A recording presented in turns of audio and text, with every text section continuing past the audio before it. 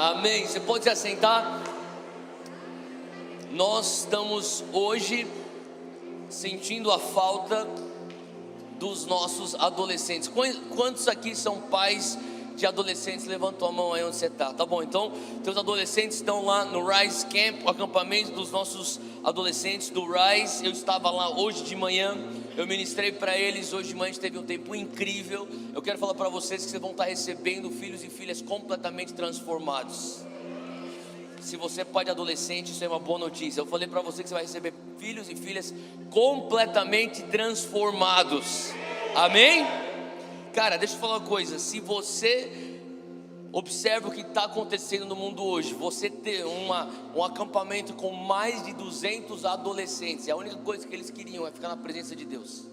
Sabe, você sabe que é um mover de Deus quando eles não querem jogar bola, fazer qualquer outra coisa, comer, dormir, para ficar na presença de Deus. Quem concorda comigo? Tem que ser um mover de Deus, não é verdade?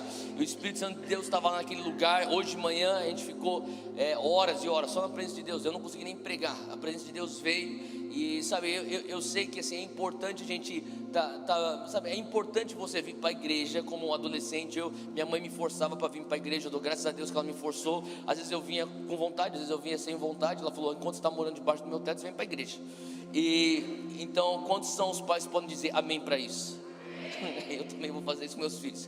E eu lembro que por mais que você vá para a igreja, isso é importante. Só que eu nunca esqueci até hoje os momentos da minha adolescência que eu fui marcado pela presença de Deus.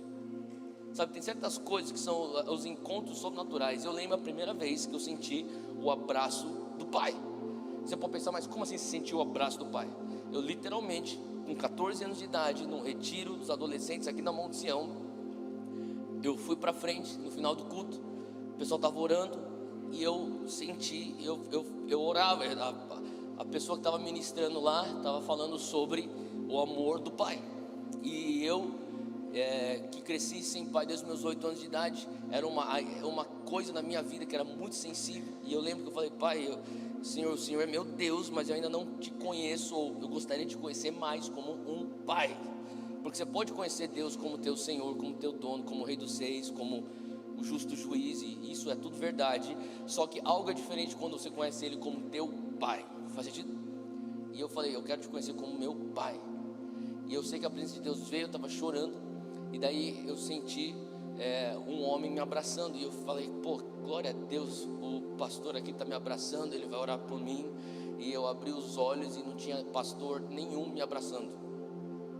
Só que eu sentia fisicamente um homem me abraçando. Era como se eu estava ajoelhado, e é como se viesse um homem, ele veio assim, me abraçou. E daí eu virei e não tinha ninguém. Daí eu falei: eu estou com medo. Mas era a presença do Espírito Santo. Demorou uns 30 segundos até eu me acostumar com aquilo.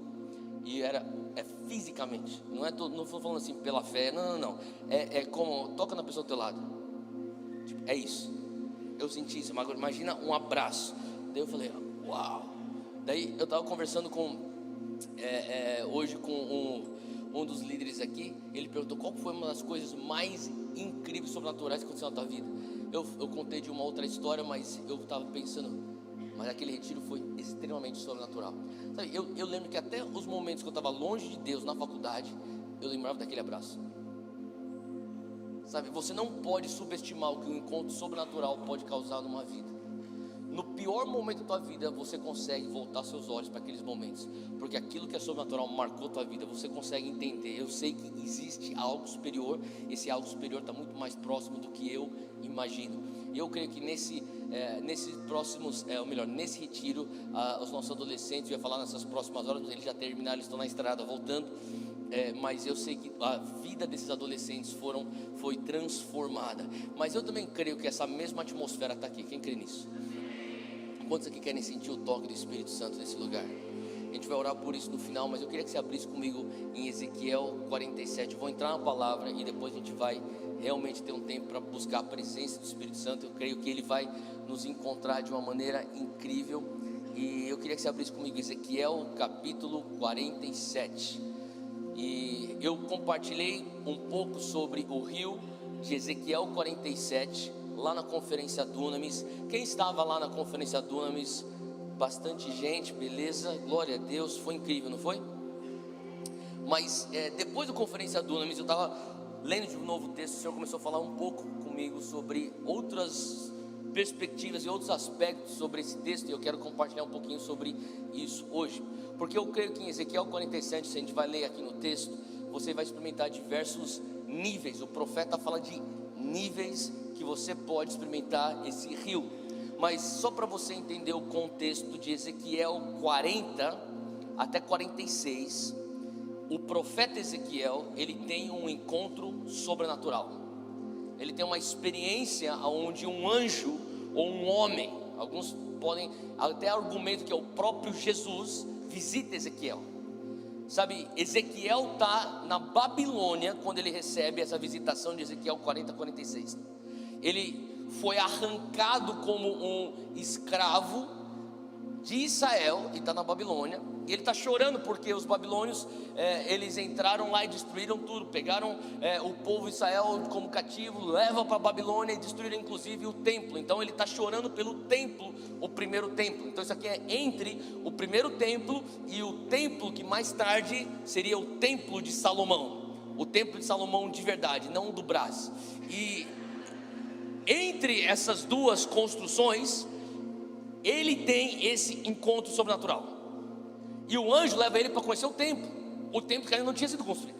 Ele começa a dar tour no templo. E quando ele termina no final do capítulo 46, ele fecha a tour.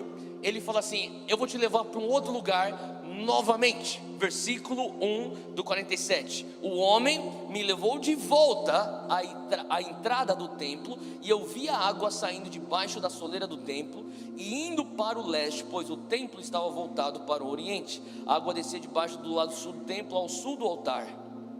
Então ele me levou para fora, pela porta norte, e me conduziu pelo lado de fora até a porta externa que dá para o leste, e a água fluía do lado sul. Então, só para você entender o que está acontecendo aqui, eu sei que fala muita direção, sul, leste, norte, oriente. Basicamente, o templo está virado na direção leste. Se você conseguir visualizar o mapa de Israel, o templo está virado com a porta para dentro da terra e não para o mar. O mar está no oeste. O templo está virado para o leste. O que significa, se você lembrar, que no meio de Israel tem um corpo, um redondo de água, que é o Mar Morto. Que na verdade não é um mar, é uma lagoa. E na verdade esse corpo de água tem tanto sal, mas tanto sal que não tem peixe, não tem vida lá. Não existe vida que consiga sobreviver tanto de sal que tem naquela água. Então a água começa a sair, na visão, sair da soleira ou do pé da porta, e começa então uma água a sair do pé da porta, e essa água vai na direção do Mar Morto, está indo nessa direção. Então ele começa a descrever o que o anjo, o que esse homem está fazendo com ele nessa visitação sobrenatural. No versículo 3 diz assim, acompanha aí: o homem foi para o lado leste com uma linha de medir na mão. Enquanto ia, mediu 500 metros e me levou pela água que batia no tornozelo. Ele mediu mais 500 metros e me levou pela água que chegava ao joelho. Ele mediu mais 500 metros e me levou pela água que batia na cintura. Mediu mais 500 metros, agora se estiver acompanhando são 2 quilômetros. Mas agora era um rio que eu não conseguia atravessar, porque a água havia aumentado e era tão profunda que só podia se atravessar a nado. Era um rio que não se podia atravessar andando. E ele me perguntou: filho do homem ou profeta, você vê isso? Ele me levou então para a outra margem do rio. E quando eu cheguei ali, eu vi muitas árvores em cada lado do rio. Ele me disse: esta água flui na direção da região situada a leste e desce até Arabá, onde entra no mar. Esse mar aqui é o Mar Morto. Quando ele diz água no mar, a água ali é saneada ou sarada ou curada. Por onde passar o rio haverá todo tipo de animais e de peixes, porque essa água flui para lá e saneia a água salgada, de modo que onde o rio fluir, tudo viverá. Agora, eu queria que você entendesse uma coisa. Se você pudesse imaginar um balde vazio bem aqui na frente, tá? E daí eu chego com uma jarra com água salgada do mar. E daí eu tenho uma outra jarra com água doce da torneira. Eu pego as duas jarras, a água doce e a água salgada, e eu despejo as duas jarras dentro desse balde vazio. A água se mistura. Que tipo de água que eu tenho nesse balde? Água doce ou água salgada? Salgada. Isso é, fala comigo, natural. Agora, é sobrenatural ou contra as leis da física se você começa a ter nesse balde não uma água salgada, mas uma água doce. Faz sentido? E é justamente essa a visão que o profeta está tendo. O profeta está tendo a visão de algo tão improvável se tornando a realidade. O que é improvável se tornar a realidade nessa figura profética? Uma água que sai como algo pequeno debaixo da porta do templo e vai 500, 1000, 1,5 km, 2,5 km, até cair e desaguar no corpo mais salgado de água do universo ou do planeta Terra. E lá então ele transforma aquele lugar num lugar saneado, curado, completamente sarado. Então agora eles podem ter peixe, ou podem ter vida. Olha só o que está escrito aqui no versículo 10: pescadores estarão ao longo do litoral, desde En-Gedi até Englaim, e haverá locais próximos para estender as sedes. Os peixes serão de muitos tipos, são os mais variados, como os peixes do mar grande. Então ele está falando sobre o mar do lado oeste, o mar grande, todos os tipos de peixe que tem lá, um mar saudável. Você vai encontrar agora também os mesmos tipos dentro da onde era considerado antigamente o mar morto. E olha só que interessante, ele diz aqui no versículo 11: mas os charcos e os pântanos não ficarão saneados, serão deixados para o sal. Versículo 12: árvores frutíferas de toda espécie crescerão em ambas as margens do rio, suas folhas não murcharão e os seus frutos não cairão, todo mês produzirão, porque a água vinda do santuário. De onde vem a água? De onde vem a água? O que é o santuário? Fala comigo, lugar da presença. Então quer dizer, depois de 2 quilômetros ainda eles estão falando assim, cara, essa água aqui vem lá da presença. Não importa quão longe você está fazendo isso, se você está conectado com a fonte, eles vão reconhecer a fonte. Ele diz assim: todo mês produzirão, porque a água vinda do santuário chega a elas, e os seus frutos servirão de comida, e suas folhas de remédio. O que ele está falando aqui? Fala comigo, frutificação. Fala comigo, cura. Fala comigo, remédio.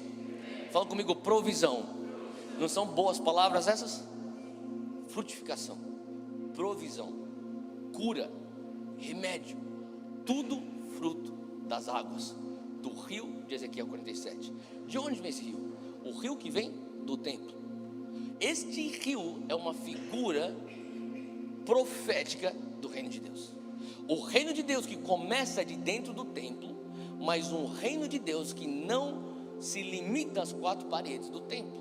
É o reino de Deus que ele tem que vazar, nem se for por debaixo da porta do templo, ele sai, e quanto mais longe ele vai, mais intenso ele fica. Olha só que interessante, ele chega numa profundidade aonde ele começa a levar vida.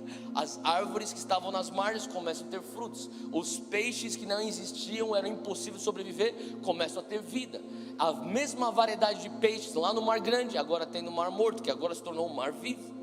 E ele começa a falar, e agora as folhas são usadas para remédio, e agora existe fruta, e agora existe provisão, e agora existe cura, e agora existe, sabe, vida aonde existia a morte. E eu começo a pensar, isso aqui é uma figura daquilo que Deus sempre quis, que é o reino de Deus saindo da igreja, sua embaixada na terra, mas trazendo o reino para a cidade. Quantos aqui querem ser usados por Deus para levar o reino para o teu local de trabalho, aonde você mora, aonde você talvez venha estudar, aonde você está transitando nessa cidade? Deus quer que você venha ser a extensão desse rio. Agora interessante, eu queria que você visse comigo aí no versículo 3. Ele diz sobre uma coisa que tem a ver com níveis. Fala comigo, níveis. Ele falou assim, mediu 500 metros. Então ele começou a sair a água, o anjo, ele pega uma corda, ele mede do portão ou da porta do templo, e ele vem com a corda, 500 metros, e quando chega em 500 metros, ele diz, a água está no tornozelo. Sabe, eu fiquei pensando, Deus, o que o Senhor está falando quando o Senhor diz tornozelo? Porque depois de 500 metros, o Senhor fala sobre joelho. Está acompanhando aí no texto? Versículo 3, ele fala que ele pega a corda e a água vai até a profundidade que batia no tornozelo. Versículo 4, ele mede mais 500 metros, 1 quilômetro, a água chega no joelho, mede mais 500 metros, 1,5 quilômetro, bate na cintura, e ele mede mais 500 metros, e agora ele está submerso nas águas. Eu fiquei pensando, sabe, eu queria que você entendesse uma coisa, a Bíblia, ela não põe detalhes no texto, porque simplesmente Deus não sabia o que falar naquele dia, e falou, fala aí que está batendo tornozelo. Como sabe que isso tem um significado por trás de tudo que você está lendo na Bíblia? Faz sentido? Então ele não está falando assim, olha, joelho, por que não foi canela? Não, foi joelho, porque Deus tinha alguma coisa para falar com a gente através de joelho. Eu comecei a ver, então, o Senhor está falando sobre níveis. E quando eu comecei a pensar, Deus, o que significa eu começar a entrar em contato com a água no nível do meu tornozelo, mas sabendo que o Senhor está me levando para eu entrar em contato com a água a nível do meu joelho, me chamando um pouco mais profundo, até eu fique com a água na minha cintura, e um pouco mais até que eu fique completamente submerso. Estava meditando sobre o fato que, quando você olha no Novo Testamento, o reino de Deus, ele é melhor expresso, eu diria até perfeitamente expresso, através da encarnação de Cristo. Para pensar nisso, quando Cristo vem, ele é Deus encarnado. Quem crê nisso? Amém? Então nós cremos, se você é evangélico, você crê que Jesus Cristo, ele era 100% homem e 100% Deus em uma só pessoa. Como que isso é possível? Fala comigo, mistério.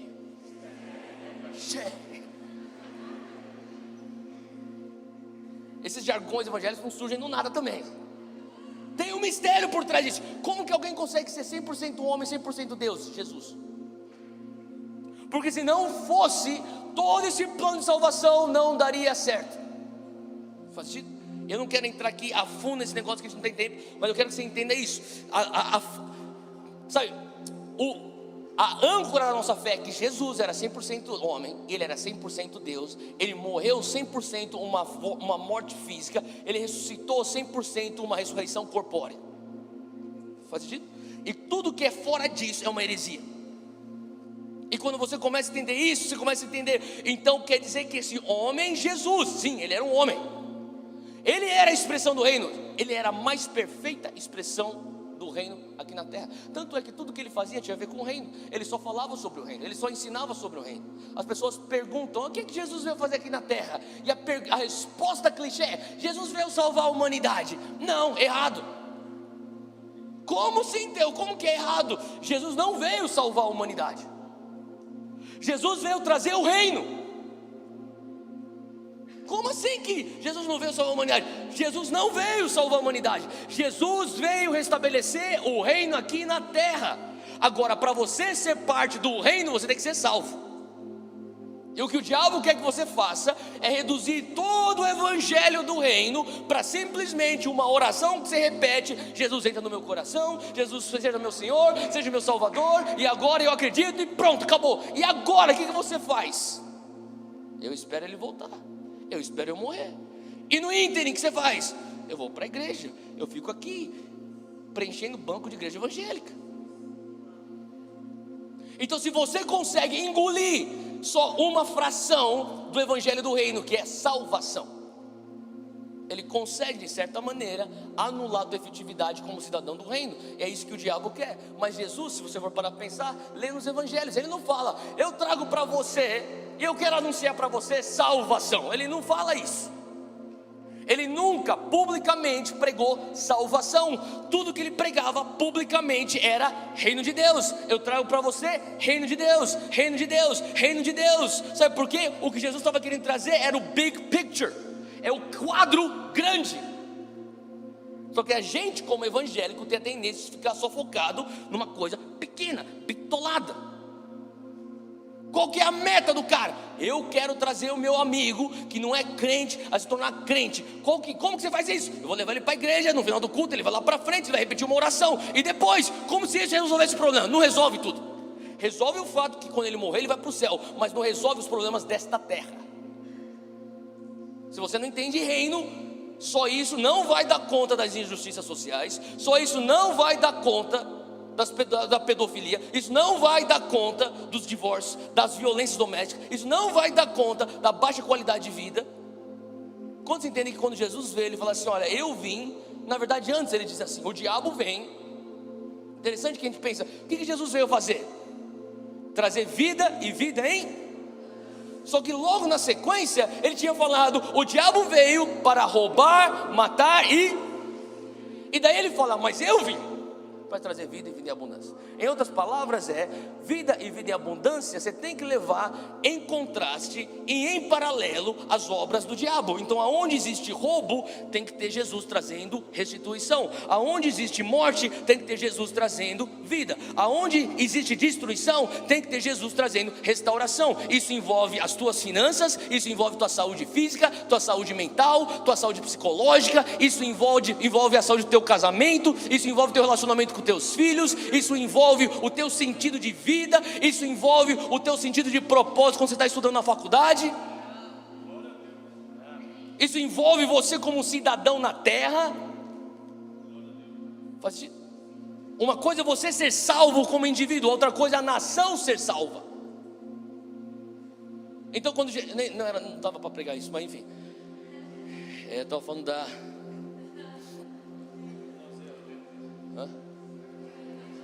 tornozelos. Oh, caramba, fui longe, hein, velho? Vamos voltar. Vamos voltar. Tornozelo. Beleza, depois do tornozelo vem joelho. Ah, é. Então ele não fala tornozelo só porque ele não tinha o que falar. É isso que eu queria dizer. Que a Bíblia, ela é muito inteligente. Ela foi feita exatamente, friamente calculada. Se é que dá pra gente falar isso. Todos os detalhes têm um porquê. Ele diz tornozelo porque tem um porquê. Ele diz joelho porque tem um porquê. Eu comecei a entender que tem certos níveis aqui. Então depois do tornozelo tem joelho. Depois do joelho tem cintura. Depois da cintura você está submerso. Agora quando você vê para Jesus, você olha para Jesus. Isso, Jesus. Fala comigo, os evangelhos. Quando você olha os evangelhos, você começa a ver que pessoas estão se relacionando a Jesus em diversos níveis. Tem pessoas que estão num nível que eles falam, olha, é o nível de tornozelo. Tem outras pessoas que estão falando, eu quero me relacionar com Jesus no nível de joelho, ou de cintura, ou submerso. Só que a coisa interessante é que você começa a se situar. E hoje o meu objetivo é que você comece a ler os versículos que nós temos hoje para ler. Temos alguns. E que você comece a se situar e falar, Espírito Santo, onde que eu estou? Porque eu sei que tem um próximo nível. O que eu estou querendo trazer aqui é um mapa para te mostrar que existe um próximo nível. Faz sentido? Fala comigo, next level. Que por sinal é um livro que um cara escreveu muito bom. Você deveria pegar lá na livraria. Pega comigo aqui e abre em Mateus capítulo 9. Mateus capítulo 9 versículo 8. Mateus 9 versículo 8. Olha esse tipo de nível que você pode se relacionar com Jesus. Diz assim, todo mundo achou? 9 versículo 8. Diz assim, e a multidão, fala comigo, multidão. Esse aí é o nível que eu estou falando, tá? Então, olha só, existe uma multidão. Todo lugar que Jesus ia, lá estava uma multidão. Jesus começava a se mover, a multidão seguia. Jesus parava, a multidão parava. A multidão estava sempre ao redor de Jesus. Diz que a multidão vendo isso. Está vendo aí no teu texto? Mateus 9:8. Coisa doida, cara, a multidão via. Então quer dizer, a multidão, eles eram testemunhas oculares. Então eles viam. Agora, o que eles viam?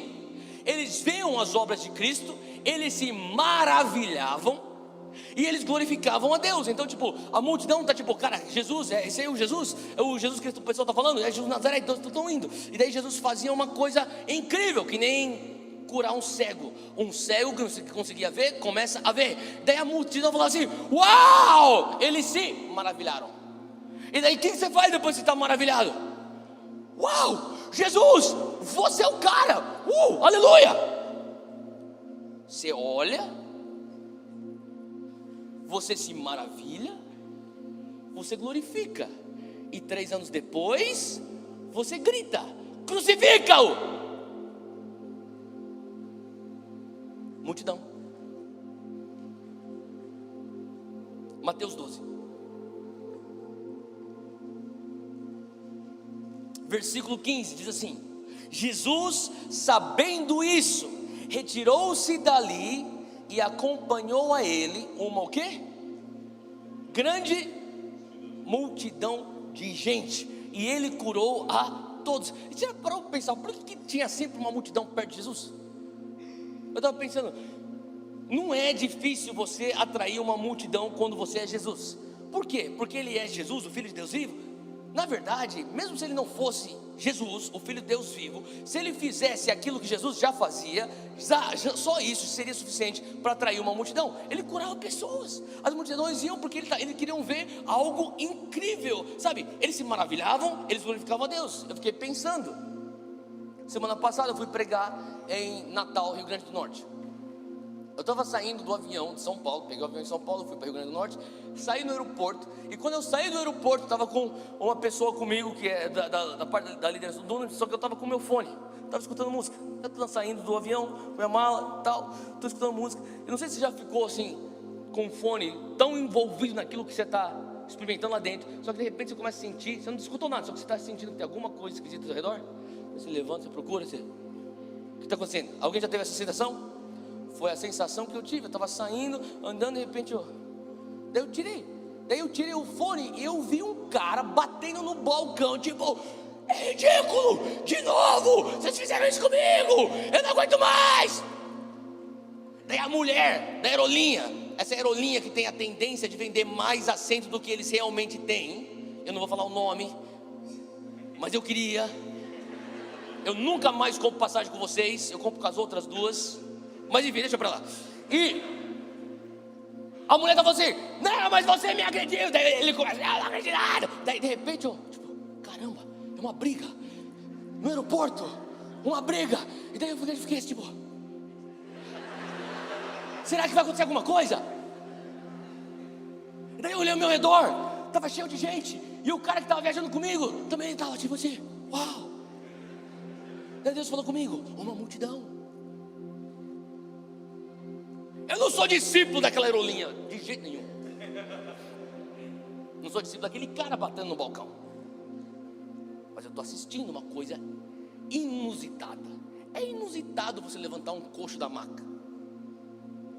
Faz sentido? Não é normal você pegar uma dúzia de pães e transformar em 200 mil pães. Concorda comigo? Se você fizesse essas coisas que Jesus faz, você pode ser islâmico, budista, se as religiões não existiam naquela época. Você pode ser satanista, só que você está parado tipo, uau. Multidão. A multidão vem, a multidão tem curiosidade, a multidão olha, eles são testemunhas oculares, eles se maravilham, e no ímpeto do momento, na emoção, no calor de tudo, eles falam: uau, Jesus, seu cara. Isso é multidão. Sabe o que é multidão? Multidão é a água no tornozelo. Multidão é pessoas experimentando o reino, mas tendo um contato só superficial. Olha só que interessante, abre comigo nesse texto aqui de Mateus 13, versículo 34. Um capítulo para frente. Tudo isso, disse Jesus, por parábolas à multidão, e nada lhes falava. Fala comigo, Jesus falava. Fala comigo, Jesus ensinava. Sem parábolas ele não falava, sem parábolas ele não ensinava, mas ele ensinava quem? A multidão. Então a multidão está lá escutando Jesus pregar. Uau, esse cara é eloquente. Uau, esse cara aí é sábio pra caramba. Nossa, meu, que legal escutar esse cara. Nossa, que oratório, Jesus. Uau, Jesus, eu nunca pensei nesse sentido. Nossa, que interessante o que você está falando. Eles estão lá escutando parábolas. A multidão. Assim como tem uma multidão que entra todo domingo numa igreja evangélica e escuta. Uau, que interessante que esse pastor está falando. Uau, que legal essa letra que ele está cantando. João 6, versículo 2. E grande, vou esperar você chegar lá. João 6, versículo 2.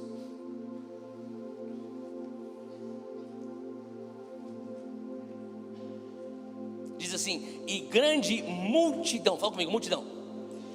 E grande multidão seguia, porque via os sinais que operava sobre os enfermos. Eles queriam ver um surdo escutar, eles queriam ver um aleijado andar, eles queriam ver um leproso ser purificado, eles queriam ver. Então vamos seguir Jesus. Eu comecei a entender que muitas vezes, e eu quero falar isso, se você está hoje, você fala assim, Theo, eu sou esse cara na multidão. Deixa eu falar uma coisa, não tem nada de errado você estar na multidão, nada de errado. Que bom que você está na multidão, mas eu estou aqui para falar para você que você não precisa ficar só na multidão. Porque pessoas que estão na multidão são pessoas que nem... Quem aqui gosta de praia? Levanta a mão se você gosta de praia. Tá bom. Então você gosta de praia, você vai para a praia, você tira as suas coisas, sei lá, você está com talvez um guarda-sol, talvez está com uma cadeira, talvez você tenha uma toalha, você talvez tenha uma mala, sei lá, uma mochila, sei lá, uma prancha. Você chega na areia, você acha teu lugar, sim? O que você faz logo depois que você acha teu lugar? Você vai na direção da água e você olha as ondas chegando, e você enxerga a maré vindo. E depois a maré vem, ela bate aonde? Nos seus pés. Você fala, uau, a água está boa. Sim? Pessoas vêm para a igreja como elas estão indo para a praia. Fala comigo, bagagem. Elas deixam suas bagagens, elas deixam lá na areia, e elas vêm para a água. Uau, mover de Deus, parábolas, milagres. Porra, que da hora, né? Tá gostoso isso aqui. Eles viram para a pessoa e falaram assim, vamos caminhar? Vamos. Ele está andando. Daí a onda vem. Reino de Deus. Reino de Deus. Mais cura, mais milagre, mais palavra. Que legal. Uma mensagem. Cantei um louvor, chorei, fui encorajado. Que legal, que atmosfera maneira. Eu estou saindo daqui muito mais positivo. Isso é reino de Deus, glória a Deus. Mas o dia que eu falar, cara, a gente está andando aqui já faz 15 minutos, vamos voltar. Vamos voltar, eu tenho autonomia no meu andar. O dia que eu falar assim, cara, eu não quero mais ficar aqui nessa água, eu quero voltar para as minhas bagagens, minhas identidades anteriores. Eu não consigo vir com a minha bagagem para aqui dentro, eu deixo lá, mas daqui a pouco eu volto para te pegar. Faz sentido? Se você está com teus pés na água, as águas batendo no teu tornozelo, você pode, de acordo com a tua mente, virar para a esquerda, virar para a direita, dar passos para trás. Você continua indo numa direção, você pode dar meia volta, porque no final de tudo, você pode estar escutando uma parábola e falar, o que ele está falando lá, cara? Pô, ele já está na 4ª parábola. 4 já hoje? Pô, que é hora. Mais uma, 5, mais outra, 6, mais outra, 7. Aí, cara, eu vou jantar lá em casa, tá bom? Eu viro meu tornozelo e eu vou embora. O que está acontecendo aqui? O cara está curando os enfermos. Ele já curou aí uns 80 enfermos. 80? Esse último aí era um cego. Caramba, que legal. Deixa eu ver esse aleijado aí. Ah, Jesus, é o cara. Jesus, você curou esse surdo. Aí, cara, já vi alguns aí. Eu te vejo na semana que vem então, valeu, fui. Você tem autonomia no teu andar. Faz sentido? Não tem nada de errado, você está experimentando o reino, é bom. Agora ele está falando, o homem pega e mede 500 metros, ele fala, vem. E o homem leva ele para 1 quilômetro. Fala comigo, joelhos. E você vê então um nível de gente que se comporta com Jesus como multidão, mas você tem um outro patamar, um outro nível que agora bate nos joelhos. Não bate na canela, bate nos joelhos. Olha só comigo esse texto aqui de Mateus. Eu queria que você abrisse comigo capítulo 17 de Mateus, versículo 14. Mateus 17, versículo 14, diz assim: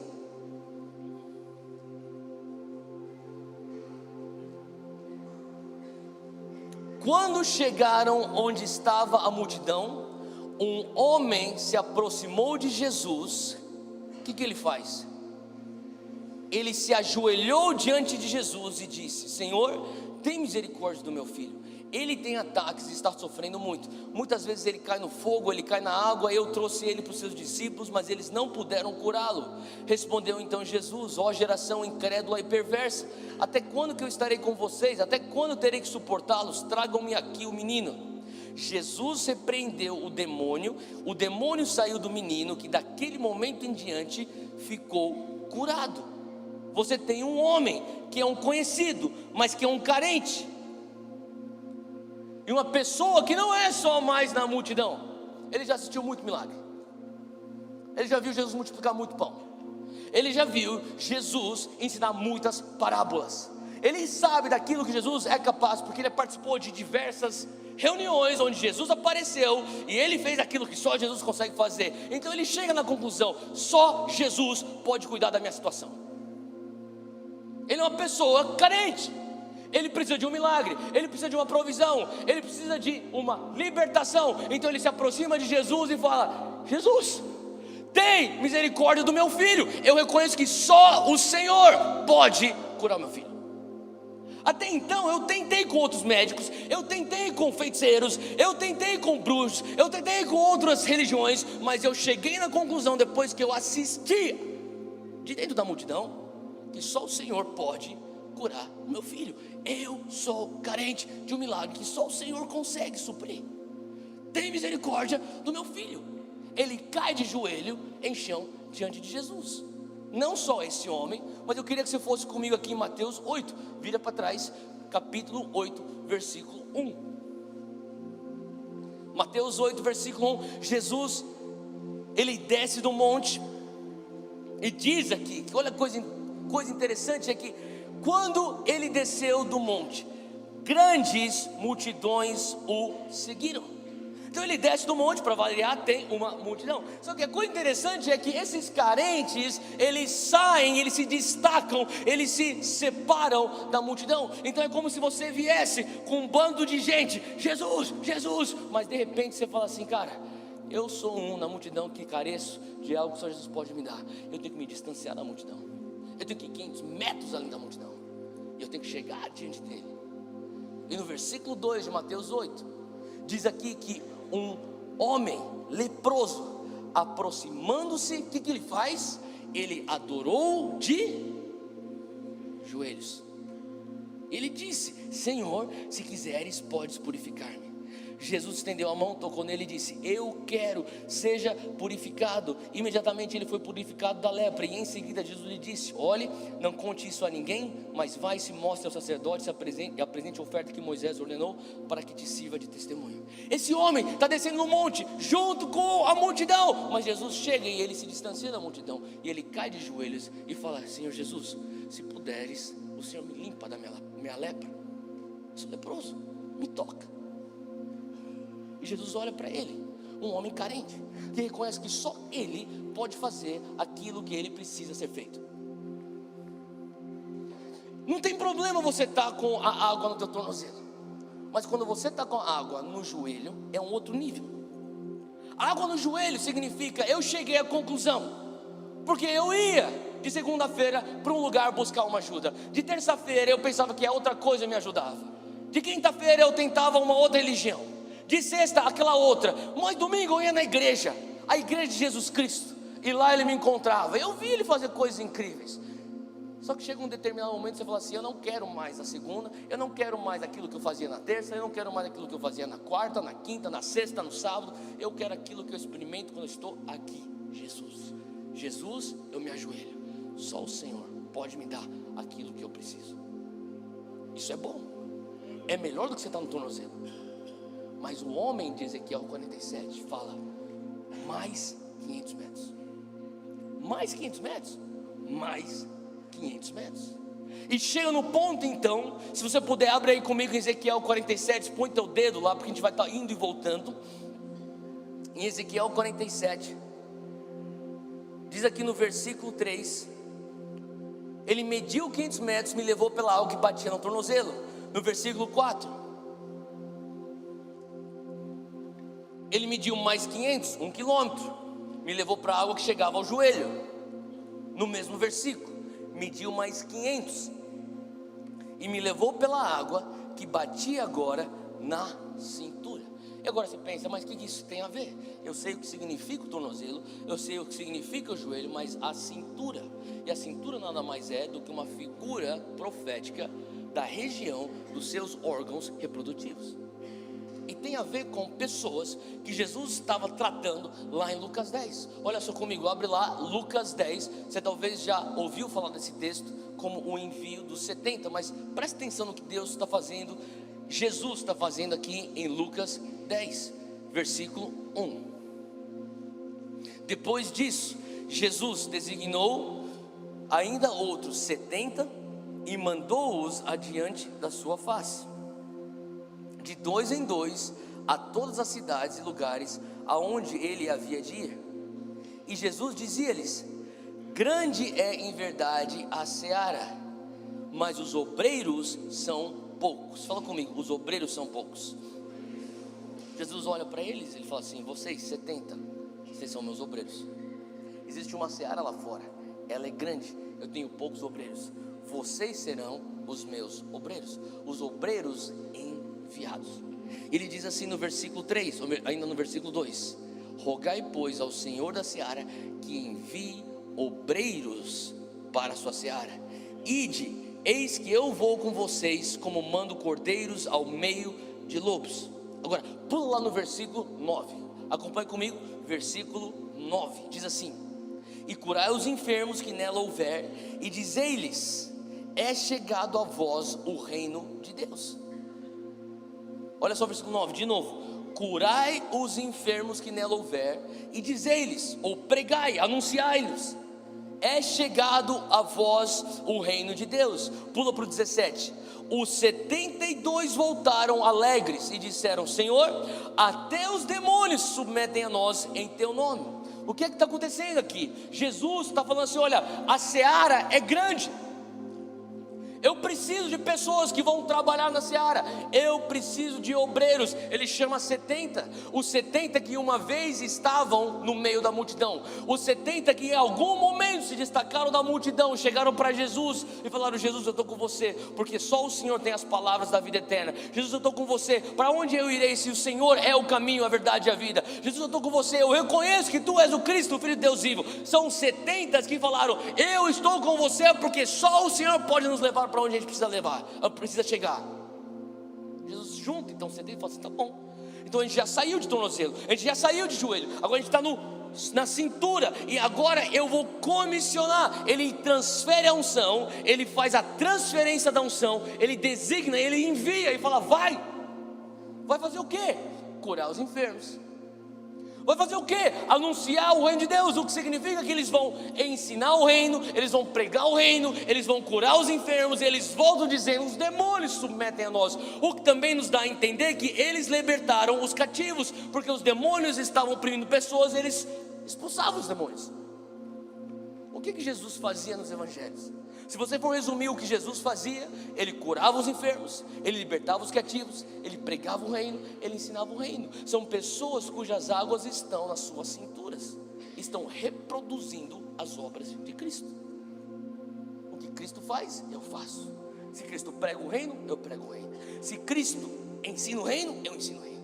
Se Cristo cura enfermos, eu curo enfermos. Se Cristo liberta cativos, eu liberto cativos. E quando eu começo a pensar: uau, Deus, a água na cintura, é aí que eu quero estar, Deus, com a água na cintura, onde eu faço as obras de Cristo. Eu me lembro também daquela passagem que diz que no grande dia, diante do justo juiz, alguns vão escutar: eu não sei quem é você, mas Deus, como que o Senhor não me conhece? Em teu nome eu expulsei demônios, em teu nome eu curei os enfermos, em teu nome. E Jesus falou assim: apartai-vos de mim, seus praticantes de iniquidade, eu não os conheço.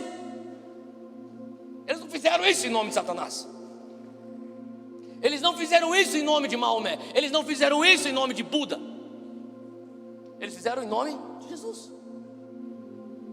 Deus, então quer dizer que tem pessoas que estão com as águas nas cinturas e mesmo assim passam pelo risco de um dia escutar de Jesus: eu não os conheço, praticantes de iniquidade.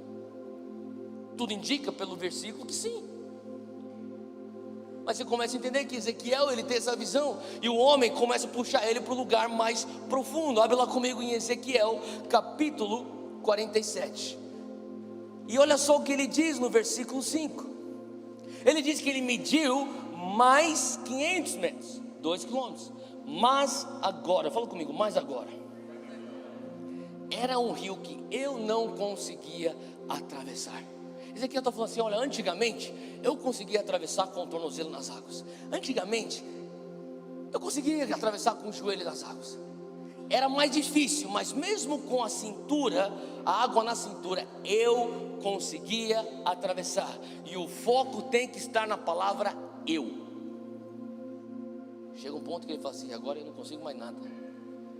Agora aquilo que eu pensava que eu tinha controle, não tenho controle de nada. Agora aquilo que eu pensava que minha vontade determinava o destino, não determina mais o destino. Eu não consigo atravessar, sabe? Eu fico pensando, Deus, se eu quero chegar num lugar mais profundo contigo, às vezes, quantos aqui querem chegar em lugares profundos com o Senhor? Sabe, a verdade é, de acordo com o texto, é que vai te custar controle, te custa autonomia. Você experimentar a profundidade de Deus vai te custar a palavra final. Ele fala assim, você consegue ficar na multidão com a tua palavra final, você consegue até às vezes com o joelho com a tua palavra final. Você talvez nem vai perceber isso, você vai pensar que você nunca teve a palavra final, mas mesmo com cintura você pode estar com a palavra final. Mas vou te falar uma coisa, eu te levo para o lugar onde você não tem a palavra final. O lugar onde você não tem a palavra final é o lugar onde você não consegue atravessar. Em outras palavras, aonde não dá mais pezinho. Você lembra disso quando você começou a aprender a nadar? Você conseguia ficar tranquilo no lugar onde tinha e dava pezinho. Dá pezinho? Dá, então vem aqui um pouquinho mais profundo. E agora? Ainda dá. E você ficava assim. Quem lembra disso? Contanto que desse pezinho, algo dentro de você falava assim, vai dar tudo certo. E até hoje o ser humano quer ter pezinho nos rios de Deus, para eu sentir que vai dar tudo certo. E Jesus está falando, olha, você tem pezinho no tornozelo, você tem pezinho na multidão, você tem pezinho quando você é a pessoa carente, você tem pezinho quando você é o obreiro enviado. Mas para você chegar nas profundidades, vai te custar controle, vai te custar autonomia, vai te custar a palavra final. Ele chega aqui, ele fala, porque a água havia aumentado e era tão profunda que só se podia atravessar a nado. Era um rio que não se podia atravessar andando. Cara, você está num lugar onde você tem que se submergir. Eu lembro quando eu era pequeno, a gente morava num prédio e tinha uma piscina bem legal que eu descia lá com meus amigos na piscina, 12 anos de idade. Eu lembro que um dia eu estava na piscina, no lado fundo, no lado onde ficavam os caras maiores. Então eu estava lá com 12 anos de idade, no lado fundo, brincando, zoando, fazendo barulho, espirrando água para todo mundo. Daí chega e desce uma madame, acabou de sair do salão, manicure, tudo. Vai lá, pega a cadeira, joga a toalha, vai tomar sol, fica lá tomando sol. A gente fazendo a zoeira lá do outro lado da piscina.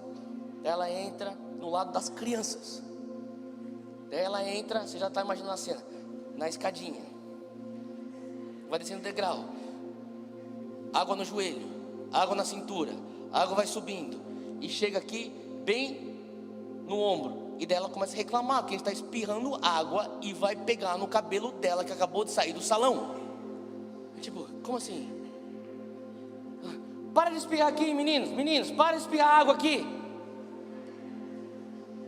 Daí a gente parou, porque ela é uma madame chata. Daí a gente parou. Daí ela veio nadando, assim, atravessando a gente aqui assim. A gente com a água, os outros meus amigos lá do lado, todo mundo aqui com as bolas na água. E daí ela passa. E a coisa, a cena mais ridícula. Você já viu uma mulher tentar nadar sem molhar o cabelo? Não é a coisa mais ridícula? E daí eu fiquei pensando, tipo, que coisa ridícula. Com 12 anos de idade. Eu estava lendo esse texto, o Senhor me lembrou dessa cena. Eu falei, Deus, aquela mulher era ridícula, né? Daí o Senhor falou comigo, tem crente assim na igreja, tão ridículo. Já está num lugar que não dá nem mais pezinho, mas insiste, eu não vou molhar o meu cabelo. É tipo, cara, você não quer perder a tua dignidade, mergulha. Não, sou chique demais para mergulhar no mover de Deus, sou digno demais para mergulhar no mover de Deus. Cara, eu amo quando Deus pega essas pessoas, porque quando pega, a pessoa perde a dignidade, fica chorando, virando. Viu, meu irmão? Era tão mais fácil ter se ajoelhado no primeiro culto. Chora, perde a maquiagem já no primeiro culto, não precisa passar esse vexame. Tá ligado? Chora, arranha, tudo quanto é canto. Se entrega rápido. Aí fica mais natural, você consegue até perder a dignidade com naturalidade. Você se acostuma, todo culto perde maquiagem. É ridículo, cara. Isso é como você fala comigo, ou você quer viver isso, ou você não quer viver isso. Deus, eu quero ir num lugar profundo contigo, eu quero ser usado por ti, eu quero, Senhor Deus, ser parte desse rio que leva o reino para os lugares aonde tem morte, aonde não tem vida, aonde tem injustiça. Eu quero começar a levar frutos, eu quero levar remédio, cura, provisão. E Deus está falando assim, vai te custar controle, vai te custar a tua dignidade, vai custar você o teu cabelo, vai custar tudo, você vai ter que entrar na água. E quando você entrar na água, vai ter uma correnteza. E você pode falar, eu quero ir para lá, mas não tem problema, porque a correnteza vai te levar onde ela quer te levar. Esse é o mover do Espírito. Eu comecei a pensar, Deus, o que seria isso? Quando a gente começa a entender o Novo Testamento, como Jesus vivia aqui, sendo esse rio encarnado no homem Jesus, aqui na terra por 3 anos. Eu não consigo não pensar nessa história que na verdade é o episódio do Monte da Transfiguração em Mateus 17, abre lá comigo, e a gente termina com isso aqui. Mateus 17, versículo 1, Jesus, ele pega os seus discípulos, diz aqui assim, que 6 dias depois, Jesus pegou consigo a Pedro, a Tiago e a João seu irmão. E olha que coisa incrível, porque a gente passa por esses textos, às vezes a gente lê a Bíblia muito rápido, a gente não começa a prestar atenção nos detalhes importantes. Só que aqui o detalhe importante é que Jesus, parte dele, ele os conduziu, em particular, a um alto monte. Fala comigo, lugar secreto. Fala comigo, cantinho de oração. Fala comigo, o meu quartinho. É o nosso alto monte. É o lugar que ele pega você e em particular te leva. Então, como que seria isso? Como é que Jesus pegou os seus discípulos? Provavelmente, nesse episódio, ele falou assim: você, Pedro, João, Tiago, vocês 3, vem cá. E os outros 9, fica aí. Vem vocês 3, vamos embora. Onde a gente vai, Jesus? Só me segue. A gente vai subir esse monte aqui. A gente vai no alto monte. E ele vai para o lugar particular. Agora, talvez na minha vida, na tua vida, hoje em dia, na nossa correria, é quando você está na tua rotina e Jesus ou o Espírito Santo te incomoda e fala assim: será que a gente tem 2 minutinhos para a gente conversar? Não, eu tenho que correr para pegar meu filho na escola. Não, é que eu queria só falar 2 minutinhos. Não, eu tenho que responder essas mensagens. Será que você consegue 2 minutos? Não, eu tenho que responder esse e-mail. Está de alguma maneira tentando pegar a tua atenção e falar: vem comigo aqui, eu quero te levar para o meu quartinho, eu quero te levar para o meu alto monte.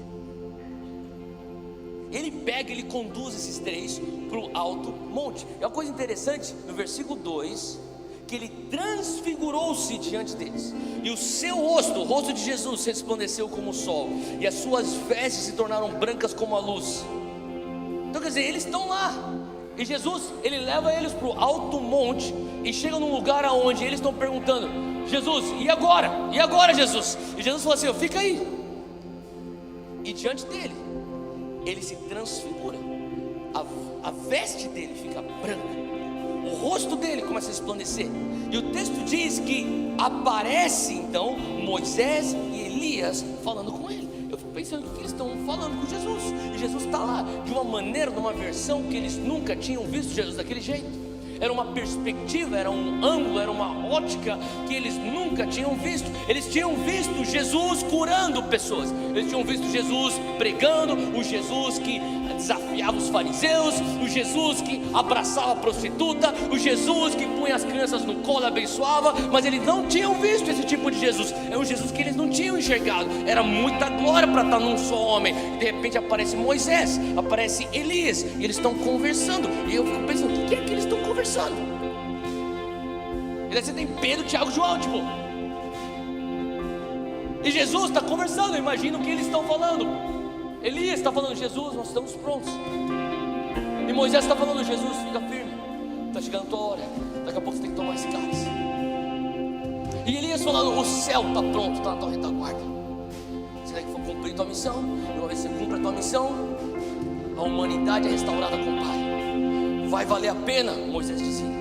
Ele está conversando, ele está transfigurado, muita glória. E daí, diante daquilo, uma cena que eles não estavam acostumados.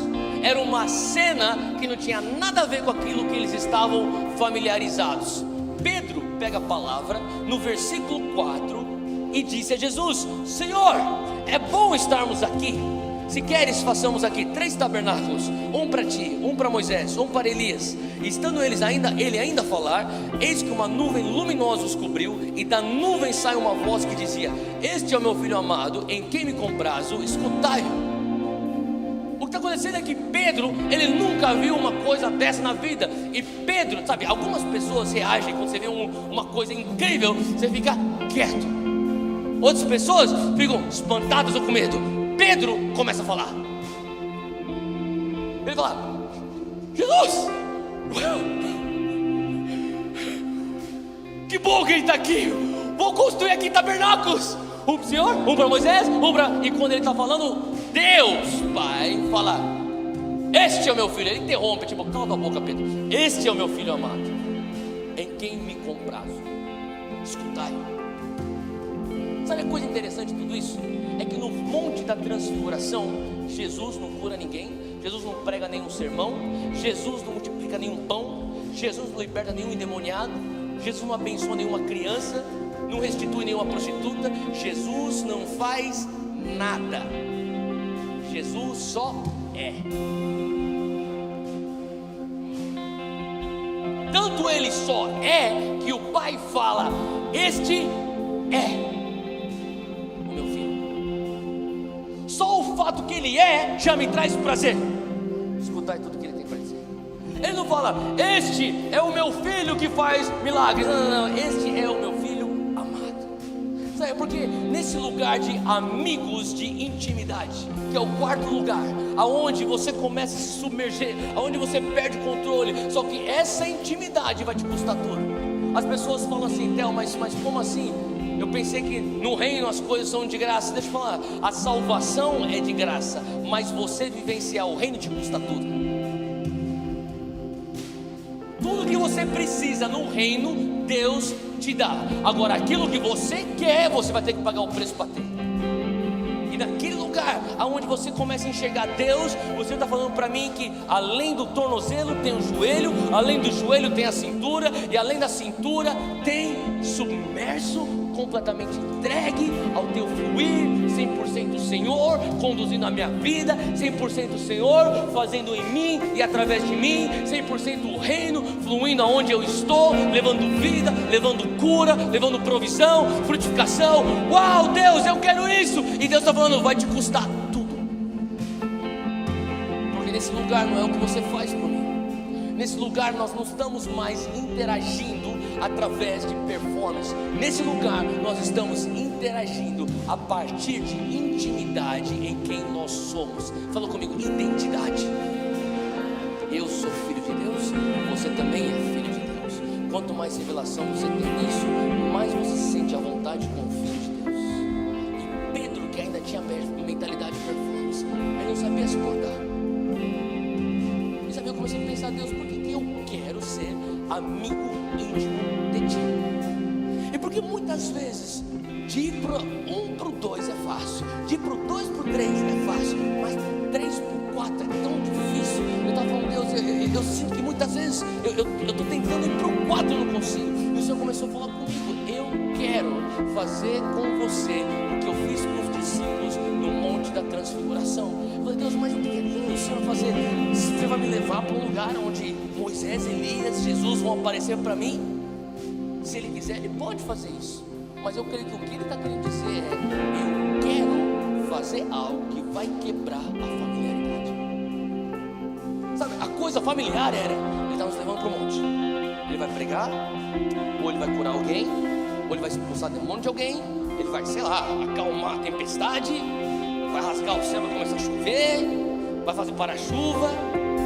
Não, ele vai para um lugar onde eles estavam esperando que ele fizesse nada.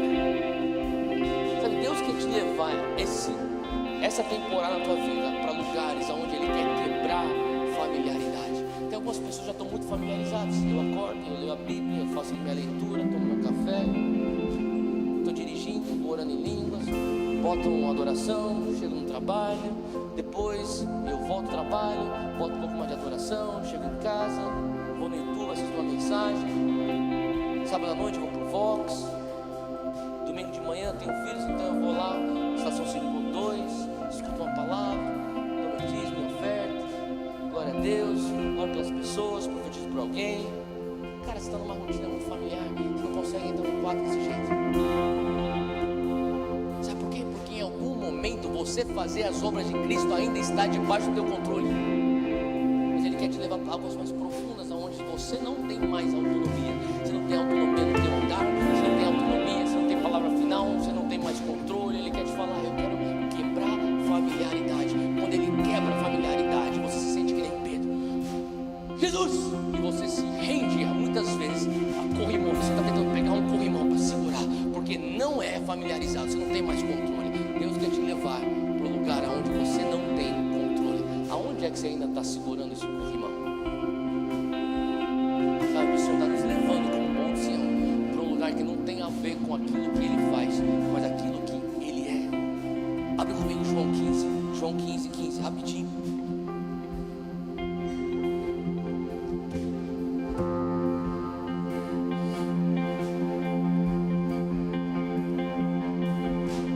Ele diz assim: eu já não os chamo de servos, porque o servo não sabe o que o seu senhor faz. Em vez disso, eu os tenho chamados do quê? Amigos, porque tudo o que eu ouvi de meu pai, eu lhes tornei conhecido. Vocês não me escolheram, mas eu os escolhi para irem e darem fruto que permaneça, a fim de que o Pai lhes conceda o que pedirem em meu nome. Fica de pé onde você está, eu quero orar por você. Sabe, o Senhor está falando assim: eu quero te chamar de amigo hoje. Eu não quero te chamar só de obreiro, de servo. Eu não quero te chamar só de uma pessoa que reconhece que eu consigo cuidar dos seus problemas. Eu não quero te chamar como simplesmente uma pessoa que está lá no meio da multidão, maravilhado, me glorificando. Não, eu quero ir mais fundo, eu quero te chamar de amigo. E hoje eu sinto muito amor no teu coração que o Senhor quer gerar uma fome por amizade. Às vezes a gente tem fome para ver o mover de Deus, a gente tem fome para ver o miraculoso, nós temos fome para ter mais conhecimento, mas hoje o Senhor está falando: eu quero que você tenha fome por amizade. Deus, eu quero conhecer mais a palavra, isso é muito bom. Eu quero ser mais usado por ti, isso é muito bom. Mas hoje o Senhor está falando: será que você consegue simplesmente querer estar comigo? Só assim, meu amigo, para eu poder te levar para um monte de transfiguração e te surpreender com coisas que não são familiares. Feche os teus olhos, onde você está, comece a falar para Ele o quanto que você quer a amizade dEle. Obrigado por você ter ficado com a gente e assistido esse vídeo. Eu também quero te encorajar a você clicar aí e se inscrever no nosso canal. Sendo assim, você vai receber todos os vídeos e conteúdos que nós temos, e eu creio que essas mensagens e outros vídeos vão poder te encorajar, te edificar e te acompanhar nesse crescimento espiritual que Deus quer gerar dentro de você. Deus te abençoe.